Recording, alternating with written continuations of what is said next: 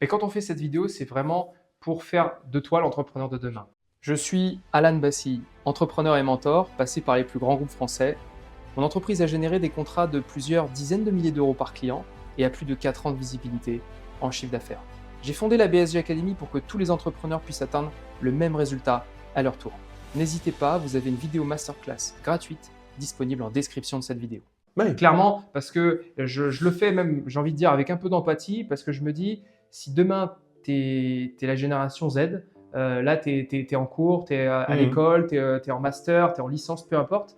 Si tu prends la voie du salariat, il faudra faire très attention parce que niveau retraite, ça va être compliqué. Si tu ne sais pas comment investir, c'est compliqué. Si tu ne sais pas comment entreprendre, c'est compliqué. Il faut vraiment…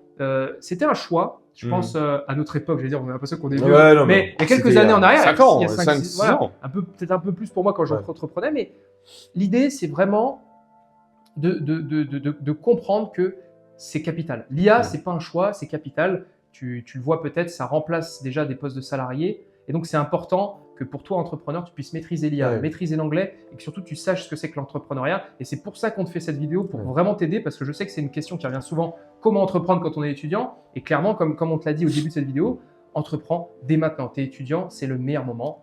Tu dois entreprendre maintenant. Et je veux rajouter juste à ça, imagine aujourd'hui les outils IA que tu as que nous, on n'a pas eu à notre époque. Malheureusement, ça nous aurait bien aidé. C'est pour ça que code même à l'époque, c'était pas aussi développé. Eh oui, mais pour ça qu'on fait cette vidéo aujourd'hui, c'est pour, c'est pour sensibiliser. Prise de conscience. Voilà, une véritable prise de conscience. Et aujourd'hui, même les entrepreneurs, les réels entrepreneurs qui exercent actuellement, n'utilisent pas l'IA. Ça veut dire que tu vas mettre en place les outils IA. 10% aujourd'hui des entrepreneurs, pour moi, utilisent l'IA et ça va être déjà un avantage que tu vas avoir sur déjà des entrepreneurs qui sont là depuis longtemps. Et ça, déjà de base, si tu maîtrises ça, c'est un avantage que tu auras à long terme quand ton entreprise sera plus mieux mise en place. Mais c'est déjà un avantage. Si tu es étudiant, prends le temps de devenir comme un entrepreneur qui réussit. Tu peux faire partie de ces 50% d'entrepreneurs qui réussissent et qui appliquent les bonnes méthodes. C'est vraiment ça que tu dois dire quand tu es étudiant. Appliquer les bonnes méthodes, comprendre, te former, apprendre via les chaînes, via YouTube, via tes réseaux. Et tu as de la chance parce que maintenant, tu as toutes les plateformes. Alors nous, sur la BSG Academy, on est sur toutes les plateformes, TikTok, Instagram, parce qu'on sait que quand tu es étudiant, tu vas peut-être sur d'autres plateformes, tu ne vas pas forcément sur Facebook, c'était le cas il y a quelques années. Mais voilà, comprends que tu peux faire partie de ces entrepreneurs, tu peux être le prochain Mark Zuckerberg français, tu peux tout simplement être un simple entrepreneur qui va appliquer des méthodes incroyables et qui va pouvoir sortir de ton statut d'étudiant et te dire en fait, je suis un sacré entrepreneur. Et c'est tout ce que je te souhaite. En tout cas, avec la BSG Academy, on fera tout ce qu'on peut pour t'aider. On a parlé technique, on a parlé entrepreneuriat, comment entreprendre quand on est étudiant, comment ça se passe, etc. Il y a quand même un facteur essentiel dans la vie d'un étudiant entrepreneur, c'est sa vie sociale. Ouais, ça c'est clair. Clair. Alors en plus, surtout quand tu es dans des villes comme Paris et Bordeaux, socialement, je te comprends que tu regardes la vidéo, tu te dis comment je vais faire pour avoir l'équilibre entre mes sorties du samedi soir, voire du jeudi pour les soirées étudiantes, voire du mercredi, parce que nous on avait les soirées dimanche, en bref. Voilà, toutes ces sorties-là que tu vas voir avec tes amis, et c'est normal. Et puis ce que tu vas faire en plus, c'est que tu vas pouvoir coupler les deux, parce que tu vas te faire un réseau d'entrepreneurs. Et ce réseau-là, tu vas pouvoir sortir avec. Nous, on avait les after-work, les apéros, enfin peu importe où tu es, il y a des noms qui sont un peu différents. Bien sûr. Tu le fais et tu participes à ça. Et en même temps, tu as ton projet et tu as tes études. Et c'est un bon équilibre parce que tu auras l'équilibre de vie sociale et en même temps, tu pourras profiter, faire la fête, aller voir ton ami qui organise sa soirée, etc. Et en même temps, avancer sur ton projet entrepreneurial. Donc, l'équilibre vie sociale étudiante, super important. Et vie entrepreneuriale, franchement, 100% tu peux le faire. Et vraiment, on insiste sur ce point-là, et une vie sociale. Être entrepreneur, c'est bien. Être étudiant, c'est bien. Être les deux en même temps, c'est mieux.